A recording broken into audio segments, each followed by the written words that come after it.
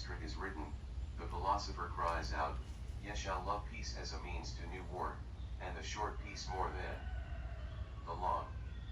You I advise not to work, but to fight. You I advise not to peace but to victory. Ye say it is the good cause which halloweth even war? I say unto you, it is the good war which halloweth every cause. War and courage have done more great things than charity. Finally there was Nietzsche's prophecy of the coming elite who would rule the world and from whom the Superman would spring. In the will to power he exclaims, a daring and ruler race is building itself up. The aim should be to prepare a transvaluation of values for a particularly asterisk women, whom Nietzsche never had, he consigned to a distinctly inferior status, as did the Nazis, who decreed that their place was in the kitchen and their chief role in life to beget children for German warriors. Nietzsche put the idea this way. Man shall be trained for war and woman for the procreation of the warrior. All else is folly. He went further. In Thus Spake Zarathustra he exclaims, Thou goest to woman? Do not forget thy wit. Which prompted Bertrand Russell to quip, 9 women out of 10 would have got the whip away from him, and he knew it. So he kept away from women. Strong kind of man, most highly gifted in intellect and will. This man and the elite around him will become the lords of the earth.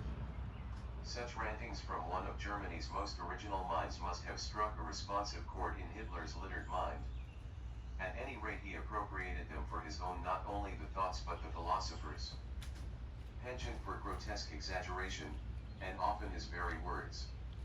Lords of the earth is a familiar expression in Mein Kampf. That in the end Hitler considered himself the Superman of Nietzsche's prophecy cannot be doubted. Whoever wants to understand National Socialist Germany must know Wagner.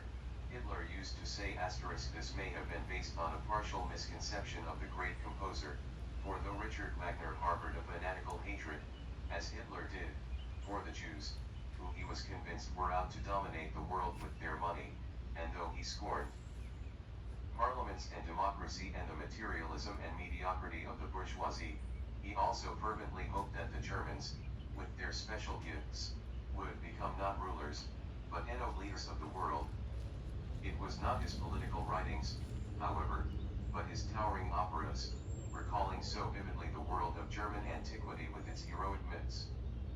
Its fighting pagan gods and heroes, its demons and dragons, its blood feuds and primitive tribal codes, its sense of destiny, of the splendor of love and life and the nobility of death, which inspired the myths of